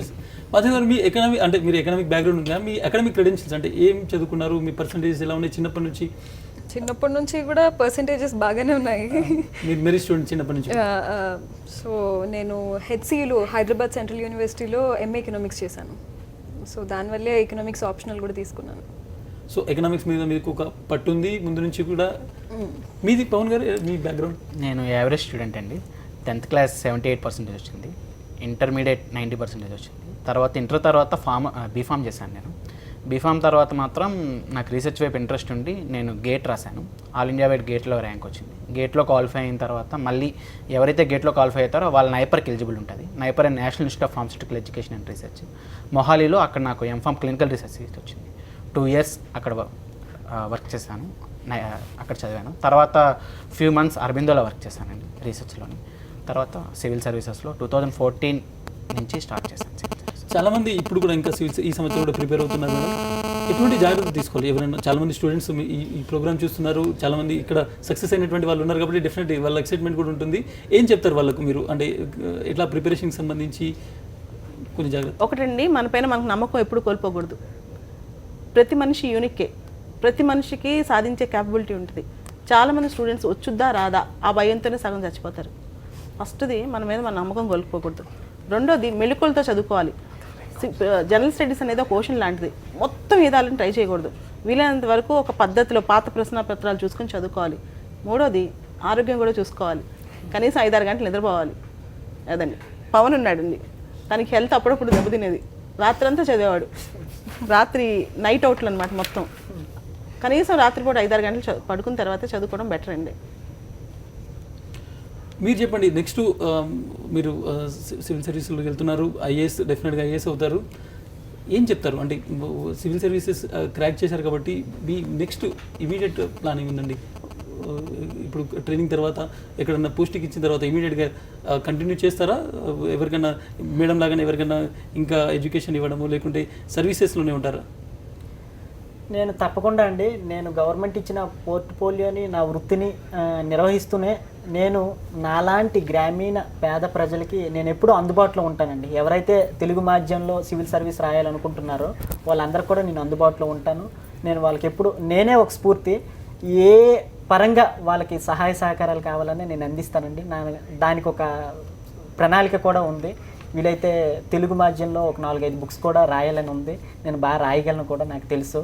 నా దగ్గర చాలా మెటీరియల్ ఉంది. అది కూడా తెలుగు మీడియం అభ్యర్థుల కోసం చేస్తాను. నెక్స్ట్ ఇంకొకటి, చదివేటప్పుడు గ్రూప్గా చదివితే చాలా బెనిఫిట్ అండి. ఇప్పుడు ఆయన మా స్నేహితుడు, నా best friend, close friend Pawan ఉన్నారు. పవన్ నేను అంతకుముందు మెయిన్స్లో పరిచయాలు తక్కువ, కానీ ఇంటర్వ్యూకి చదివేటప్పుడు చాలా విషయాలు తెలుసుకున్నానండి పవన్, ఎస్పెషల్లీ పవన్ గురించి. ఆయన వ్యక్తిత్వం నాకు బాగా ఆకట్టుకుంది. చాలా మంచి వ్యక్తి. But next time definitely he got IAS. అలా ఒక మంచి ఫ్రెండ్ సర్కిల్, ఒక మంచి గ్రూప్ని తయారు చేసుకొని చదివితే డెఫినెట్లీగా ఉంటుంది. నెక్స్ట్ మేము కూడా చదివేటప్పుడు నాతో పాటు చైతన్య, మురళీకృష్ణ, నేను ముగ్గురు తెలుగులో రాద్దామని చదివామండి కంబైన్డ్గా. మురళీకృష్ణ గారు ఇంటర్వ్యూకి వచ్చారు, బట్ దురదృష్టవశాత్తు సర్వీస్ రాలేదు. ఆయన కూడా మేడం గారు శిష్యులని. చైతన్య అనే ఆయన 2 సార్లు మెయిన్స్ రాశారు, బట్ ఆయన చాలా ఎక్సలెంట్ పర్సన్ అండి. ఆయన కూడా నా తెలుగు స్క్రిప్ట్స్ని ఎవరూ దిద్దకపోయేసరికి ఆయన దగ్గరికి తీసుకొని వెళ్ళి నేను కరెక్షన్ చేయించుకున్నానండి. నా ఎస్ఏ పేపర్స్ కానీ చాలా గైడెన్స్ ఇచ్చారు ఆయన. అలా ఒక గ్రూప్గా మనం ఫామ్ అయ్యి మేడం గారు లాంటి ఒక మెంటార్ని చూజ్ చేసుకొని ఒక 2 ఏళ్ళు కష్టపడితే డెఫినెట్లీగా మంచి రిజల్ట్ అనేది వస్తుందండి. Either Telugu medium are English medium. But Telugu medium అంటే ఒక లిటిల్ బిట్ కష్టపడాలండి. అంటే తెలుగు రావాలి, ఇంగ్లీషు రావాలి, తర్జుమా చేసే కెపాసిటీ ఉండాలి, దినపత్రిక డైలీ చదవాలి. అది ఎక్కడ అంటే మీరు మెటీరియల్ ఓన్గా ప్రిపేర్ చేసుకున్నారా సార్, లేకుంటే ఎట్లా? అంటే చాలా వరకు ఇంగ్లీష్లో ఉన్నటువంటి తర్జుమా చేసుకున్నారు, చాలా వరకు సివిల్ సర్వీసెస్ వాళ్ళు ఓన్ నోట్స్ మెయింటైన్ చేస్తారు. అంటే ఇక్కడ క్లాసెస్ విన్నది తర్వాత మిగిలిన దగ్గర మెటీరియల్ కలెక్ట్ చేసుకుని ఓన్ నోట్స్ తయారు చేసుకుంటారు కదా? అవును సార్, అవును సార్. మీ విషయంలో తెలుగు సాహిత్యంకి సంబంధించి స్టాండర్డ్ బుక్స్ అన్నీ నేను దగ్గర పెట్టుకొని గత ప్రశ్నాపత్రాలు చూసి నేను నోట్స్ రాశానండి. నెక్స్ట్ టెస్టులు బాగా రాశానండి. టైం పెట్టుకొని నేను టెస్టుల్లో బాగా రాశాను. ఎలా అంటే ఒక 10 నిమిషాల్లో నేను ఒక A4 షీట్ సైజు పేపర్ ఉంటే నేను బోత్ సైడ్ రాసేయగలను. బోత్ సైడ్ అంత స్పీడ్కి రాయగలను. నేను కొన్ని విషయాలు చెప్పలేను, బట్ నాకు ఆ థాట్ ప్రాసెస్ అనేది చాలా స్పీడ్గా ఈజీగా మీరు పేపర్ మీద పెట్టగలుగుతారు. చాలా స్పీడ్గా నా భావాన్ని చాలా స్పీడ్గా ఎవరు చదివినా సరే అబ్బా ఎంత బాగా రాశారు అనే విధంగా ఉంటుంది. మరిన్ని విషయాలు డిస్కస్ చేద్దాం. మాధవి గారితో కూడా ఎకనామిక్స్ గురించి మాట్లాడదాం. దానికంటే ముందు ఈ డిస్కషన్లో ఒక బ్రేక్ తీసుకుందాం. చెప్పండి, ఒకసారి మీరు ఎకనామిక్స్ బ్యాక్గ్రౌండ్తో రాశారు, తర్వాత ఈ మొత్తం మళ్ళీ మంచి ర్యాంక్ వచ్చింది, సర్వీసెస్ని తీసుకుంటారా? మళ్ళీ ప్రిపరేషన్లో ఉన్నారు కాబట్టి ఐఏఎస్ మీద మీ టార్గెట్, మీ గురి ఉన్నట్టు కనిపిస్తుంది. అవునండి, తీసుకుంటాను. దాంట్లో ఉండి మళ్ళీ ప్రిపేర్ అవుతాను. సివిల్ సర్వీస్లో ఐఏఎస్కు అంటే ఫస్ట్ ప్రయారిటీ ఉంటుంది, బట్ చాలామంది ఐఏఎస్ని కోరుకుంటారు. ఐఏఎస్ సంబంధించి మీకున్నటువంటి అభిప్రాయం ఏంటి మేడం? ఐఏఎస్ అయిన వాళ్ళు ఏమేమి సాధించగలరు మీరు అనుకుంటున్నారు? అంటే దానికి ఎక్కువ ప్రిఫరెన్స్ ఎందుకు అంటే, మనకి ఒక డ్రీమ్ ఉంటుంది కదా జనాల మధ్యలో పని చేయాలి అని. ఇప్పుడు ఐఎఫ్ఎస్ లాంటివి కూడా మంచి సర్వీసెస్ అయినప్పటికీ చాలా గ్రాస్ రూట్స్ లెవెల్స్లో వర్క్ చేయాలన్న దీంతో వస్తారు కాబట్టి, సో ఐఏఎస్కి ఎక్కువ ప్రిఫరెన్స్ ఉంటుంది. సో ఆ రకంగానే నేను కూడా ఐఏఎస్కే మళ్ళీ ఇంకొకసారి ట్రై చేద్దాం అనుకుంటున్నాను. మీకు ముఖ్యమైనటువంటి ప్రజా సమస్యల మీద ఒక అవగాహన ఉంటుంది, ఎందుకంటే మీరు ఇంటర్వ్యూ ఫేస్ చేసేటప్పుడే అన్ని సమస్యల మీద మీరు ప్రిపేర్ అయి వెళ్తుంటారు. ఇప్పుడున్నటువంటి పాలసీస్లో కావచ్చు, ఎటువంటి ప్రాబ్లమ్స్ ఉన్నాయనుకుంటున్నారు మీరు? ఒకవేళ ఐఏఎస్గా వస్తే, నెక్స్ట్ సర్వీస్లో కానీ ఐఏఎస్ వస్తే ఎటువంటి పాలసీస్ తీసుకొస్తారు? ఒక కలెక్టర్గా ఏం చేయాలనుకుంటారండి? మనకి మంచి పాలసీస్ ఉన్నాయండి ఆల్రెడీ. సో ఇంప్లిమెంటేషన్లో ఫాల్ట్ లైన్స్ ఉన్నాయి. సో అవి బ్రిడ్జ్ చేయడం civil services servants important profession, so ఆ రకంగానే వర్క్ చేద్దాం అనుకుంటున్నాను. గోపాలకృష్ణ గారు, మీ వ్యక్తిగతంగా చెప్పండి, ఫ్రెండ్స్ ఎవరు ఉన్నారు చిన్నప్పటి నుంచి? ఎందుకంటే మీరు చాలా కష్టపడి చదువుకున్నారు, ఎవరో ఒక ఫ్రెండ్ ఉంటారు. ఈరోజు మీరు గుర్తు చేసుకున్నప్పుడు ఒక ఫ్రెండ్ గురించి ఎవరైనా గుర్తు చేసుకుంటారండి? ఫ్రెండ్స్ అంటే నాకు చాలా మంది ఫ్రెండ్స్ ఉన్నారండి.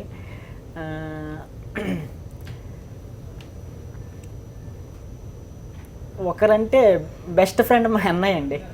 మా అన్నయ్య ఫ్రెండ్, ఫిలాసఫర్, గైడ్, టీచర్ అన్నీ మా అన్నయ్య. మాది పూరి గుడిసె అండి, మట్టి గోడలు ఉంటాయి.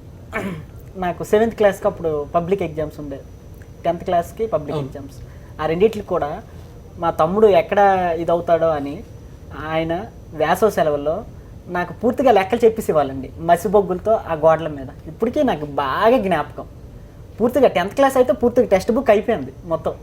మళ్ళీ స్కూల్ స్టార్ట్ అయ్యేసరికి నెక్స్ట్ మాకు కొంతమంది టీచర్స్ ఉండేవాళ్ళు కాదు, విద్యా వాలంటీర్స్ పెట్టేవాళ్ళు. ఆయన స్వయంగా చదువుకొని నాకు ఆ హిస్టరీ అలాంటి సబ్జెక్టులు బోధించేసేవాడు అనమాట. కాబట్టి నా బెస్ట్ ఫ్రెండ్, నా బెస్ట్ టీచర్, ఫిలాసఫర్, గైడెన్స్ అన్నీ మా అన్నయ్య అండి.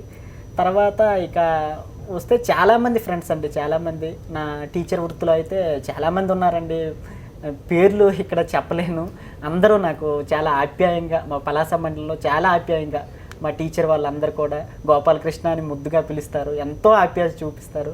ఇప్పుడు నాకు అనిపిస్తుంది మా అందరి టీచర్స్ అందరి తాలూకా వాళ్ళని వెళ్ళిపోతున్నానా ఏమో అని. బట్ అంతా ఇది ఉంది. మళ్ళీ సివిల్ సర్వీస్కి వచ్చేసరికి పవన్, చైతన్య, మురళీకృష్ణ లాంటి చాలా మంచి ఫ్రెండ్స్ కూడా ఉన్నారండి. ఇదంతా నా అదృష్టం అని చెప్పుకోవాలి. ఎట్లాంటి వాతావరణం ఉంటుంది మేడం? ఎందుకంటే సివిల్స్ ప్రిపేర్ అయ్యే వాళ్ళు కాంపిటీషన్, ఒకటే కాంపిటీషన్లో అందరూ ఉంటారు, ఒకరికంటే ఇంకొకరికి ఎక్కువ మార్క్స్ రావాలని ఉంటుంది. ఒక గ్రూప్గా ప్రిపేర్ అయితే మంచిది అని అందరూ అంటున్నారు ఆల్మోస్ట్గా. మీ దగ్గర చాలామంది వస్తుంటారు, మీ దగ్గర చాలామంది వచ్చినప్పుడు వేరియస్ బ్యాక్గ్రౌండ్స్ నుంచి వస్తారు. ఎలా ఉంటుంది మీకు టీచింగ్ ఎక్స్పీరియన్స్? ఎలా ఉంటుందండి వాళ్ళకి? యాక్చువల్గా toughest competitive exam in India అండి. కాకపోతే ఈ సిలబస్ అన్ని సబ్జెక్టులు అందరూ నిష్ణాతులు ఒకటేసారి కాలేరు, అన్నీ ఒకటేసారి చదవలేరు. ఇప్పుడు పవన్ ఉన్నాడు, తను ఐఆర్ బాగా వచ్చు, ఇంటర్నేషనల్ రిలేషన్స్. గోపాలకృష్ణ ఉన్నాడు, తనకి హిస్టరీ, శ్రీకాకుళం గురించి బాగా తెలుసు. వాళ్ళిద్దరూ కూర్చుని ఒకళ్ళు ఐఆర్ బోధిస్తారు, ఇంకొకళ్ళేమో ఇది చెప్తారు, ఇది శ్రీకాకుళం చరిత్ర, ఇవన్నీ చెప్పడం వల్ల ఒకళ్ళ నాలెడ్జ్ ఒకరికి ఎక్స్చేంజ్ అయింది. లాస్ట్ 1 month అంతా వాళ్ళ ప్రిపరేషన్ అలానే ఉంది. గ్రూప్గా చదివితే ఖచ్చితంగా అందరూ బలపడతారు. Together they can stand. ఈరోజు వీళ్ళిద్దరు విజయమే నాకు ఎగ్జాంపుల్. వీళ్ళిద్దరూ కూడా ఒకటే టైంలో స్నేహితులు అయ్యారు 2013లో నా దగ్గర. సో ఆ క్షణం నుంచి ఈ రోజు ఇలా ఈ క్షణం వస్తే నేను ఊహించలేదు. నిజంగానే పేషెన్స్, ఎంత పేషెన్స్ కావాలి? 4 సంవత్సరాలు ఒకటే దగ్గర ఉండి ప్రిపరేషన్ అనేటువంటిది డెఫినెట్గా సివిల్స్ అనేది పేషెన్స్కి ఒక పరీక్ష లాంటిది. అవును, చాలా వీళ్ళ పేషెన్స్ని మామూలు యాడ్ స్టిక్స్తో కొడవలేమండి, ఊహించలేరు మీరు. అండ్ నన్ను అడిగితే గోపాలకృష్ణకి, పవన్కి శ్రమలో ఎటువంటి తేడా లేదు, శ్రమలో ఎటువంటి తేడా లేదు. పవన్ ఇంకా గోపాలకృష్ణ ఏమన్నా 2-3 గంటలు రాత్రి ఎక్కువ నిద్రపోతాడేమో కానీ పవన్ రాత్రి కూడా నిద్రపోడు, రాక్షసులాగా పనిచేస్తాడు. నేను అనుకునేదాన్ని అసలు ఈ అబ్బాయికి ఇంత శక్తి ఎవరు ఇచ్చారు, ఇంత బలం ఎవరు ఇచ్చారని. అది సంకల్పం. మాధవి గారు, మీరు చెప్పండి, మీకు మీ ఫ్రెండ్స్ ఎవరైనా మీతో ప్రిపేర్ అయ్యారా? ఎలా ఉండదు మీ ప్రిపరేషన్? ఎలా ఉండదండి? ఫ్రెండ్స్ అంటే కాలేజ్ నుంచి ఫ్రెండ్స్ ఎవరు లేరు. ఇన్స్టిట్యూట్లో ఒక ఫ్రెండ్ ఉన్నాడండి, అనిరుద్ధ్ అని, తను నేను కలిసి ప్రిపేర్ అయ్యాం. తను కూడా ఇంటర్వ్యూకి వెళ్ళారు, కానీ ఈసారి అవ్వలేదు. But next time he'll make it big. తన సపోర్ట్ చాలా ఉంది, తను సోర్సెస్ అవి చాలా బాగా ఎదర్ చేసేవాడు. So we use to exchange, అది చాలా హెల్ప్ అయింది తనతోటి. మీ ఫ్యామిలీ గురించి కొంచెం చెప్తానండి, మీ మదర్ ఫాదర్ గురించి కొంచెం. చిన్నప్పటి నుంచి మేము అమ్మమ్మ తాతయ్య వాళ్ళ దగ్గరే ఉన్నామండి. తాతయ్య రైతు, వ్యవసాయం. లేదు పాలకొల్లు, వెస్ట్ గోదావరి మాది. సో మామయ్య మెటర్నల్ సైడ్, మమ్మీ వాళ్ళ సైడ్ చాలా సపోర్ట్ ఉంది. మామయ్యలు కానీ పిన్ని కానీ అందరూ ఏ రోజు రాకపోయినా కూడా డిస్కరేజ్ చేసేవాళ్ళు ఎవరు లేరు నన్ను. ఇప్పుడు రిజల్ట్ వచ్చే ముందు కూడా మా మమ్మీ వస్తే ఎలాగుండాలో, రాకపోయినా కూడా అలాగే ఉండాలి, తెలిసిన వాళ్ళందరికీ వచ్చిన వాళ్ళకి కాల్ చేసి విష్ చేయాలని చెప్తూ ఉండేవాళ్ళు. సో ఎన్వైరన్మెంట్ చాలా పాజిటివ్గా ఉంది. నిన్న సాయంత్రం 5 గంటలకు మీరు ఎటువంటి సిచ్యువేషన్లో ఉన్నారండి? రిజల్ట్ వస్తుంది. నేను ప్రిలిమ్స్కి ప్రిపేర్ అవుతున్నానండి. అప్పుడు ఆన్లైన్ టెస్ట్ సిరీస్ ఏవో ఉంటే అవి చేస్తున్నాను. నాకు అంటే నాది ఆప్షనల్ అంత బాగా అవ్వలేదు ఈసారి, పేపర్ చాలా టఫ్ వచ్చింది. సో వస్తుంది అన్నట్టు నేను అంత హోప్స్ పెట్టుకోలేదు. రాకపోయినా కూడా తట్టుకోవడానికి ప్రిపేర్ అయ్యి ఉన్నాను. మోస్ట్లీ ఆ లైన్లోనే ఉన్నాను నేను, ప్రిలిమ్స్కి ప్రిపేర్ అవుతున్నాను. ఎవరు చెప్పారు రిజల్ట్ వచ్చిందని? ఫస్ట్ ఎవరు చూసారు మీ రిజల్ట్? ఫస్ట్ ఫ్రెండ్ అని చెప్పాను కదండి, అనిరుద్ధ్ అని, అతనే కాల్ చేశారు. తను చేసి చెప్పారు. గోపాలకృష్ణ మీరు ఎక్కడ ఉన్నారు నిన్న రిజల్ట్ వచ్చినప్పుడు? రిజల్ట్ వచ్చేటప్పుడు నేను స్టడీ హాల్లోనే ఉన్నానండి. సిన్సియర్గా చదువుతున్నాను విపరీతంగా. ఈ మధ్యన అయితే చాలా ఎక్కువ చదివేశానండి. ఆల్మోస్ట్ నా ప్రిపరేషన్ ప్రిలిమ్స్ ప్రిపరేషన్ కంప్లీట్ అయిపోయింది. మళ్ళీ ఇప్పుడు ఎగ్జామ్ పెట్టిన ప్రిపేర్ అయిపోయారు. జూన్ 18th ఎగ్జామ్ కదా, ఓకే. బాగానే చదివేశాను. ఎగ్జామ్ పెట్టేసిన చదివేస్తున్నాను. బట్ 4:30-5 టైంకి మా అన్నయ్య మా బావగారు కాల్ చేసి బిజీ వస్తుంది సైటు, మేబీ రిజల్ట్స్ పెట్టొచ్చేమో అంటే నాకు ఒకటే టెన్షన్ వచ్చిందండి. కళ్ళంటే ఒకటే నీళ్ళు వచ్చేస్తున్నాయి. ఒకటే అబ్బా టెన్షన్ వచ్చింది. అంటే నా ప్రియమిత్రుడు పవన్ ఫోన్ చేసి అన్నా కంగ్రాట్స్, నీకు 3rd rank, all India 3rd rank, నాకు 799 ర్యాంక్ వచ్చిందని మొదట ఆయనే చెప్పారండి, పవన్ చెప్పారు. తర్వాత వెంటనే నేను అక్కడ నుంచి ఇంటర్వ్యూ తర్వాత మీకు అంటే 10th లోపు ర్యాంక్ వస్తుందనేటువంటి ఐడియా ఉందండి? వస్తుందనేటువంటి నమ్మకం? నేను అందరికీ చెప్పేవాడినండి 100 లోపు అయితే నా ర్యాంక్ పక్కా అని. బట్ కొన్నిసార్లు 10 లోపు వస్తుందని, కొన్నిసార్లు అయితే ఆల్ ఇండియా ఫస్ట్ ర్యాంకే మనం ఎందుకు కాకూడదు అనే ఆలోచన కూడా వచ్చింది. Really all India first rank మనం ఎందుకు కాకూడదు అనే ఆలోచన కూడా వచ్చింది. వస్తుందని కూడా అనుకున్నానండి. నాకు ఇంటర్వ్యూ చేసిన తర్వాత కాన్ఫిడెంట్ కూడా బాగా పెరిగిపోయిందండి. పెరిగింది. అందరికీ ఇదే చెప్పేవాడిని, తప్పకుండా నాకు వస్తుంది, సర్వీస్ అయితే వస్తుంది, 100 లోపు ర్యాంక్ వస్తుంది, 10 లోపు ర్యాంక్ ధైర్యంగా అనమాట. నిజంగా యూపీఎస్ అనేది చాలా గొప్ప సంస్థ అండి, గొప్ప వ్యవస్థ. నిజంగా నాలాంటి మట్టి నుంచి మాణిక్యాలను వెలికి తీశారు. స్వాతంత్రానంతరం 60 ఏళ్ళుగా తన ఇంటిగ్రిటీని, తన గొప్పతనాన్ని కాపాడుకుంటూ యూపీఎస్ వస్తుందంటే నిజంగా శాల్యూట్ చేస్తున్నానండి యూపీఎస్కి. నిజంగా great. UPS is great. Timing correct, calendar maintain చేస్తారు. సర్వీసెస్ లో అది కనబడట్లేదు చాలా. అవును సార్, నేను నేను వాస్తవానికి బాధితునండి. కరెక్ట్గా చెప్పారు. నేను 2010లో స్టార్ట్ చేశాను సివిల్స్ ప్రిపరేషను. అందరూ ఇలా వెనక్కి లాగేసరికి ఒకసారి గ్రూప్ 1 రాద్దామని ఎలా నోటిఫికేషన్ వచ్చిందని రాశాను సార్. 2012లో ఇంటర్వ్యూకి వెళ్ళాను. 2013లో ఇంటర్వ్యూకి సెలెక్ట్ అయ్యాను. అప్పుడు నేను మేడం గారికి పరిచయం సార్. సో మీరు ఇంటర్వ్యూ అయిపోయాక వెంటనే ఇలా అవుతుందో అనుకున్నాను. బట్ దురదృష్టవశాత్తు అదృష్టవశాత్తు తెలియదు, సుప్రీంకోర్టు జడ్జిమెంట్ వల్ల మొత్తం. మీరు ఈ రోజు సివిల్స్ వచ్చారు కాబట్టి మీరు కాన్ఫిడెంట్. ఒక గ్రూప్ 1 ఆఫీసర్ అవుతాను, రేపు ఎల్లుండో రిజల్ట్ వస్తుంది అనేటువంటి తరుణంలో ఎగ్జామినేషన్ క్యాన్సిలేషన్ అనేది ఎట్లాంటి? చాలా బాధ అనిపించిందండి నాకు, చాలా బాధ అనిపించింది రియల్లీ. అది అంటే ఏపీఎస్సి లాంటి సంస్థకి నేను చెప్పగలనో చెప్పలేనో తెలియదు, నా సామర్థ్యం సరిపోతుందో తెలియదు కానీ. బట్ ఎంతోమంది నాతో 606 మంది విద్యార్థులు ఉన్నారండి. 6 ఇంటర్వ్యూ చేశారు. వాళ్ళందరూ కూడా కళ్ళ కాయలు కాచేలా ఎదురు చూశారండి రిజల్ట్స్ కోసం. ఎందుకంటే ఇంటర్వ్యూ కూడా అయిపోయి రేపో మాపు వస్తుంది. అంటే ఎలాంటి పరిస్థితి అంటే మన దగ్గర ప్లేట్ పెట్టి ఇది నీ భోజనం కాదురా అని తీసేసిన పరిస్థితి ఏర్పడింది సార్. చాలామందికి మా ఫ్రెండ్స్కి నిరుద్యోగస్తులు పెళ్ళిళ్ళు కాలేదండి, 38 ఏళ్ళు అయిపోయాయి. ఇంకా కొంతమంది లేడీస్ ఉన్నారు, వాళ్ళ బాధలో వర్ణాతీతం. ఇంకా రకరకాల ప్రాబ్లమ్స్ అండి. నేను దయచేసి అయితే ఇప్పుడు ఏపీఎస్సి ఒక సిస్టమేటిక్ వచ్చిందని భావిస్తున్నాను.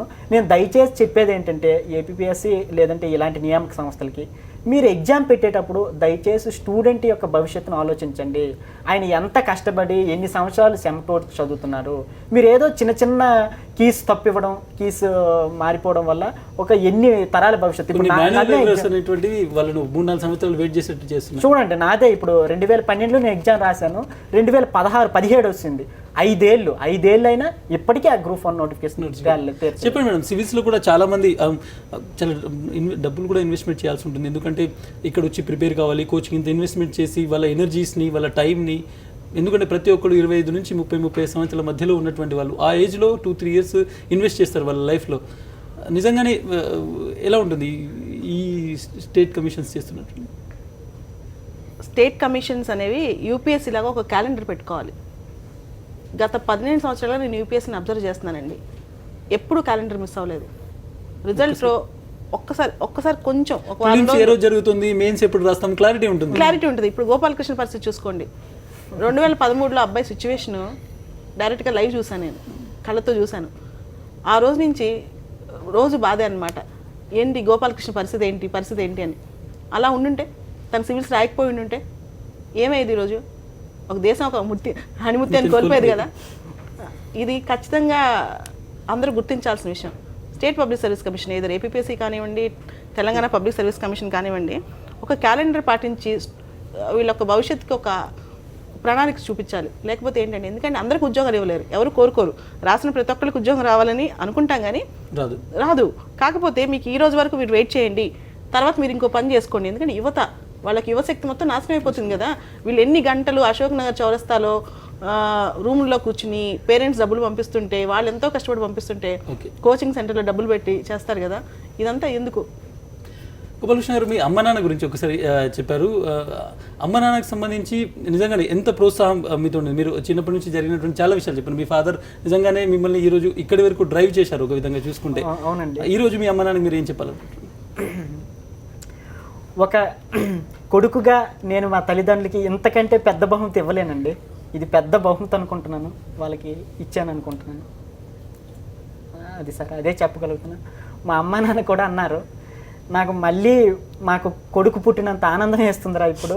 మీ అమ్మ నాన్న ఏమన్నారు ఒకసారి మనం విందాం. సివిల్స్లో 3rd ర్యాంకర్ రోనంకి గోపాలకృష్ణ విజయంపై అతని తల్లిదండ్రుల మాటల్లోనే విందాం. అసలు ఏమన్నారు? కష్టపడి అనమాట, వాళ్ళకి నాలాగా నా బిడ్డలు కాకూడదు, వాళ్ళు ఏ వంకనైనా ఏ విధంగా అయినా సరే నా ప్రాణం ఉన్నంత వరకు వాళ్ళకి చదువులోని పెట్టి ముందుకు తీసుకెళ్లే బాధ్యత తల్లిదండ్రులది. కాబట్టి ఆ విధంగా నేను వ్యవహరించాలా, నేను ప్రవర్తిల్లాలని ఆ విధంగా వాళ్ళకి నిలబెట్టాను. అంతవరకు నేను నడిపించుకోను. ప్రజలు ప్రవర్తిల్లారంటే నేను ఏమిటి వాళ్ళకి చేసిన అన్యాయము నాకే తెలియదు, వాళ్ళకి చెప్పమంటే చెప్పరు. దాని విషయం పట్లే నా కొడుక్కి ఈ గ్రామానికి పేరు కావాలా, పేరు రావాలా, వీళ్ళకి అందరికి బుద్ధి రావాలా అని పట్టుదల మీద నా కొడుకు చదివించినాను. నా కొడుకు అలాగే చదివినాడు కూడా. మేము మధ్య తరగతి కూలోళ్ళము, కూలికి వెళ్తానికి కోము, మేము మేళకి వెళ్ళిపోతాము. అలాగే అలా చదివించినాను. వాళ్ళు చదివినారు, చదివించడం ఎంత కాదు చదివినారు. అవునా? అంటే మీ ప్రోత్సాహం కూడా అవసరం కదా బాబు. గవర్నమెంట్ ఉద్యోగం వచ్చింది, నువ్వు ఇక్కడ ఆగిపోయి ఇంకెందుకు IASకి వెళ్తావు అని అంటారు చాలా మంది. మీరు చదివే అన్నం, ఆ రోజు అన్నం లేకపోయినా ఉండోళ్ళము చదివే. నాకు డబ్బులు ఎదురు గోపాలు చదువే ముఖ్యం. సరస్వతి దేవి ఒక ఇన్సిడెంట్ గురించి మీ నాన్నగారు కూడా చెప్పారు. గ్రామంలో జరిగినటువంటి ఒక ఇన్సిడెంట్ మిమ్మల్ని కసి పెంచింది అనేటువంటి ఒక ఇన్సిడెంట్. ఆ ఇన్సిడెంట్ గురించి ఒకసారి చెప్పే ప్రయత్నం చేస్తారా? సార్, అది మరీ హైలైట్ అవుతుందేమో అనిపిస్తుంది, బట్ నన్ను మాత్రం చాలా ఇబ్బంది పెట్టిందండి. నా ప్రిపరేషన్లో మేడం గారితో కూడా చాలాసార్లు చెప్పాను, ఏం చేయలేని పరిస్థితి అనమాట. ఏంటంటే గత 25 ఏళ్ళ నుంచి వెలివేశారు సార్. ఆ సంఘటన అనివార్య కారణాల వల్ల జరిగింది. ఆ తర్వాత వాళ్ళు మేము మా డెవలప్మెంట్ని ఓర్చుకోలేని తత్వం వచ్చినట్టుగా నాకు అనిపించింది సార్. అనిపించి భౌతికంగా దాడులు చేయడం, అక్కడ మొక్కలు ఉంటే మొక్కలు నరికేయడం. నా ఇంటర్వ్యూ ముందు రోజు అక్కడ ఫ్రూట్స్ చెట్లు అవన్నీ ఉన్నాయి, అవన్నీ వచ్చి మొత్తం గ్రామస్తులు వచ్చి నరికేశారు సార్. నాకు మరుసటి దినమే ఇంటర్వ్యూ. నాకు నిద్ర పట్టలేదు సార్, చాలా టెన్షన్ అనిపించాను. ఒకటే చెప్పాను మా అమ్మ నాన్నకి, మీ ప్రాణాలు నాకు ముఖ్యం, నా విజయం చూడాలంటే మీరు బ్రతికొండాలి, మీరు ఇంట్లో ఉండి తలుపులు వేసుకొని ఉండండి, ఏదైనా సరే విడిచిపెట్టానని చెప్పాను. బట్ మీ సాక్షి వీడియో ద్వారా, సాక్షి స్టూడియో ద్వారా మా గ్రామస్తులందరికీ నేను ఒకటే వేడుకుంటున్నాను, ఇక నుంచి ఏం వద్దు, మనం అందరం కలిసి బాయిగా ఉందాం, అందరం కలిసిమెలిసి ఉందాం, గ్రామాభివృద్ధికి పాటుపడదాం. మీ పారసంబ బిడ్డను నేను. ఈరోజు దేశవ్యాప్తంగా పారసంబ అనే గ్రామం పేరు వచ్చిందంటే అది మీ అందరూ సహకరించారు, ప్రత్యక్షంగానే పరోక్షంగా సహకరించారు. కనుక మనం అందరం బాయిగా ఉందాం. మనం అందరం కేవలం మీ గ్రామం మాత్రమే కాదు, కేవలం తెలుగు రాష్ట్రాలు మాత్రమే కాదు, దేశం గర్విస్తుంది మీ మీద, మీ అందరి మీద కూడా. మాధవి గారు, తర్వాత పవన్ గారు, మీ మీద కూడా. మీరు ఇట్లాంటి వాళ్ళని ఇంకా చాలా మందిని తయారు చేయాలి.